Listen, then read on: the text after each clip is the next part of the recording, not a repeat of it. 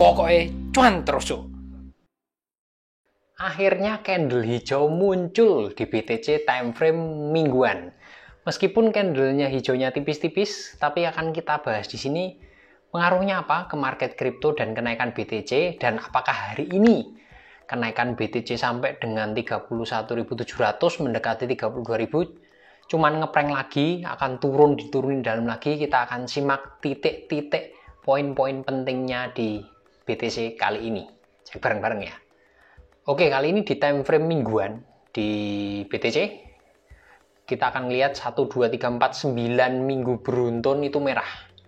Akhirnya minggu lalu ditutup dengan sebuah candle hijau tipis dan membentuk palu terbalik atau inverted hammer. Mengenai pola hammer, teman-teman bisa cek di konten yang ini. Nah, prinsipnya di sini menurut saya melihat ada 4 pola hammer di sini. Hammer merah lagi tipis, hammer merah lagi tipis, diakhiri dengan inverted hammer, pola hammer terbalik hijau. Yang menurut saya pribadi sebetulnya ini secara pola candlestick adalah pola pembalikan arah. Kita nggak ngerti apakah ini cukup kuat untuk membuat BTC berbalik secara teknikal ya, secara teknis. Kita nggak bahas berita di sini. Kita akan lihat, harapan saya mudah-mudahan ini cukup kuat untuk setidaknya balik arah tipis-tipis lah ya. Levelnya kemana aja nanti akan kita bahas di sini. Di time frame mingguan saya hanya akan membahas 4 pola ini, hammer 3 hammer merah dan 1 pola inverted hammer hijau yang merupakan pola pembalikan arah.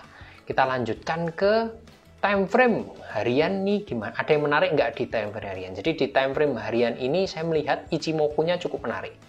Karena teman-teman lihat di sini lebih jelasnya mengenai Ichimoku, cek di konten yang ini. Ini Ichimoku-nya garis Tenkan dan Kijunya teman-teman lihat di sini berpotongan ya.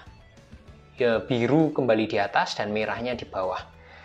Dan saya mau ambil contoh, teman-teman lihat di bagian sini. Sorry, saya ulangi lagi. Bagian sini kumonya awan ini berwarna merah ya. Ini tandanya masih bearish secara kumo ya. Span A, span B garisnya merahnya di atas, hijau di bawah. Ini juga bearish. Dan di sini teman-teman lihat Chikou span-nya ini, garis hijaunya ini sudah melewati candlestick, yang artinya ini sinyal bullish. Jadi sinyal bullish dari Chikou span dan ini perpotongan garis ini. Sinyal bearish dari dua ini. Saya mau ngambil contoh historisnya, sejarahnya ketika ini terjadi, ada contohnya di sini. Nah, saya mau ngambil di titik yang ini, titik perpotongan yang ini. Nah, di sini kita akan melihat pergerakan BTC-nya naik berapa persen di sini ya. Saya klik di sini, bagian ini teman-teman akan lihat setelah ini berada di area BTC titik terbawahnya 36.200-an. Setelah ada cross candle, golden cross, BTC titik tertinggi berada di area 40 ribuan ya. 40 ribuan, dari 36 ke 40 ribuan, yang artinya ada kenaikan sekitar 10% lebih. Nanti akan kita lihat bareng-bareng di sini. Kenaikannya berapa persen? Sorry, ternyata titik tertinggi ada di 45.600 dari titik terendah sebelum terjadinya cross. Di sini 36.200, titik tertinggi 45.000. Yang artinya ada kenaikan lebih dari 20% ya. Kalau saya bilang sekitar 25% dari cross ini ke atas. Nah, kalau sejarahnya ini berulang, kenapa kok saya ambil sampel yang ini? Bukan kok yang sebelah-sebelahnya. Jadi kalau teman-teman lihat, ini cross candle-nya. Di sebelah-sebelahnya pun ada ini cross candle di sini. Di sini juga ada cross candle lagi yang naiknya cukup tinggi. Kenapa saya ambil sampelnya yang di sini? Karena kondisinya sama. Kumo merah. Di sini kumo juga merah. Harga di sini masih berada di bawah garis, di bawah kumo. Ini juga sama, di bawah kumo ya. Dan ini yang agak berbeda. Tadi Chikou span-nya, garis hijau ini masih di bawah candlestick. Yang artinya Chikou span ini artinya masih bearish di sini. Sementara di kondisi sini waktu golden cross, Chikou span-nya sudah di atas candlestick. Perbedaannya adalah wong ini aja Chikou span-nya di bawah candlestick, kenaikannya bisa 25%. Masa sih dengan kondisi yang sama tapi dengan Chikou span yang sudah di atas candlestick? Dari Ichimoku sekali lagi ya.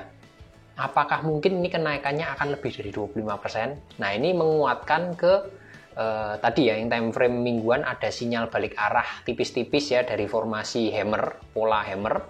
Nah, kalau lihat historisnya di sini, ini mentok di resisten dari kumunya, garis hijau ya. Kita lihat di sini garis hijaunya berapa. Garis hijaunya sini ini ada di rentang 34.000. Nah, kita akan cek bener nggak.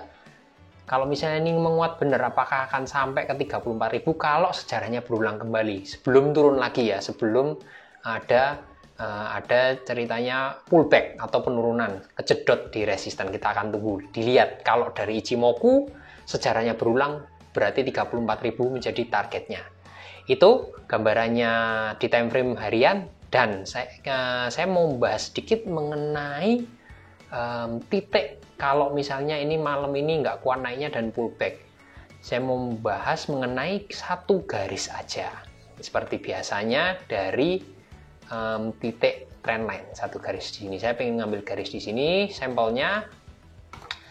Dan kalau misalnya ada pullback tipis-tipis menurut saya, dan ini diperkuat dengan Ichimoku, titiknya adalah kalau bisa pullbacknya jangan jauh-jauh. Kalau bisa terhalang atau berhenti di kisaran 3600 alias titik tenkannya, garis tenkan atau dan garis trendline ini sebagai supportnya. Ketika kuat di 3600 ya setidaknya sampai besok pagi jam 7 penutupan candle harian. Menurut saya pribadi ada peluang yang sangat kuat sampai ke level 34.000 tadi. Dari BTC ya. Menurut saya di situ poinnya, karena kenaikan yang kali ini kalau kita lihat dari polanya Ichimoku itu berbeda dengan yang kemarin ke 32.000. Tapi tentu saja ini analisa berdasarkan sampai saat ini ya. Kita nggak ngerti setelah candle terbentuk, apalagi 2 hari mendatang kita nggak akan tahu seperti apa. Tapi mudah-mudahan dari Ichimoku ini mencukupi, analisa dari Ichimoku ini cukup mencukupi ya berdasarkan sejarahnya. Ini gambaran dari time frame harian. Sementara kalau kita lihat turunin lagi ke 4 jam, apa yang bisa kita dapatkan di 4 jam? Ini di 4 jam posisinya lebih keren lagi. Kenapa? Dibandingkan dengan sebelumnya, kenaikan ke 32.000 dan ternyata ngeprank dibuanting sampai di bawah 30.000 lagi. Ini kondisi dari Ichimoku-nya berbeda. Teman-teman bisa lihat Chikou span-nya sudah berada di atas candle. Berbeda dengan yang ini ya, masih di bawah candle. Kalau yang waktu di sini. Ini satu. Yang kedua, kumunya waktu tertembus, di sini kumunya masih merah. Di sini sudah hijau. Yang artinya berarti polanya sudah berbeda dengan yang kemarin. Ini pola bullnya yang sekarang lebih kuat. Tapi sekali lagi ini dari Ichimoku. Kita baru tahu ini tepat apa enggak dalam kita lihat beberapa hari ke depan ya. Ini faktornya dan supportnya masih sama di time frame 4 jaman ini 30.600. Harus kuat berada di area itu kalau mau lanjut ke 32.000 atau bahkan target di time frame harian tadi dari analisa Ichimoku 34.000 ya. Itu adalah poinnya untuk BTC. Secara singkatnya seperti itu sampai di 4 jam ini, dan secara singkat kita lihat di BTC DOM untuk melihat pergerakan. BTC DOM belum banyak berubah, diturunin terus dinaikin secara cepat juga, masih di situ-situ aja, dan ini indikasinya cukup berat untuk koin yang lainnya. Meskipun BTC naik, tapi tetap bisa ambil momentum bagi teman-teman yang bukan di spot ya. Lebih amannya kalau seperti ini menurut saya selama BTC DOM-nya masih bertahan di area atas, teman-teman sebaiknya ambil posisi short. Kalau short bagi yang di spot market sekali lagi bisa di ETF. Cek konten ini soal ETF. Dan bagi teman-teman yang future harus usah mikir ada short gitu ya. Leverage-nya jangan besar-besar kalau bagi teman-teman yang masih pemula. Itu gambarannya, dan saya ambil contoh short ini misal yang lagi rame dari kemarin. Bell ya. Di sini kita sekali lagi pakai patokan konten sebelumnya, pola hammer. Ketika market sudah berjalan dan naik kenceng, jangan dikejar dibeli, tapi sebaliknya di short atau sell dulu. Teman-teman bisa lihat di sini pola hammernya terjadi, diikuti dengan sementara candle merah. Ini time frame-nya besar ya, saya biasanya ambil analisa time frame besar 4 jaman. Ini pola reversal yang cukup kuat, apalagi teman-teman bisa lihat di sini ini adalah double top di sini. Teman-teman juga bisa lihat di sini double top, cek di konten yang ini. Double top diimbangin dengan pola hammer, inverted hammer, dan ini sementara candle merah. Kita akan lihat kedepannya apakah ini pola ini cukup kuat untuk bikin bell turun lagi. Turunnya seberapa ya? Tentukan target teman-teman masing-masing. Ini mau di TP, take profit di area berapa. Itu dari bell. Lanjut berikutnya ada BLZ yang sudah naik tinggi. Ini juga sama.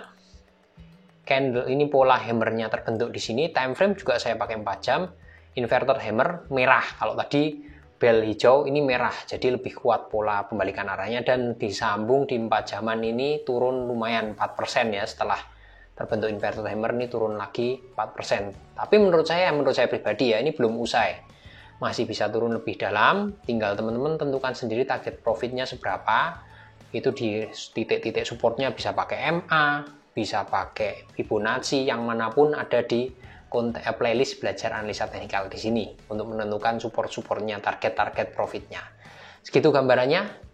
Mudah-mudahan bermanfaat. Salam cuancuk.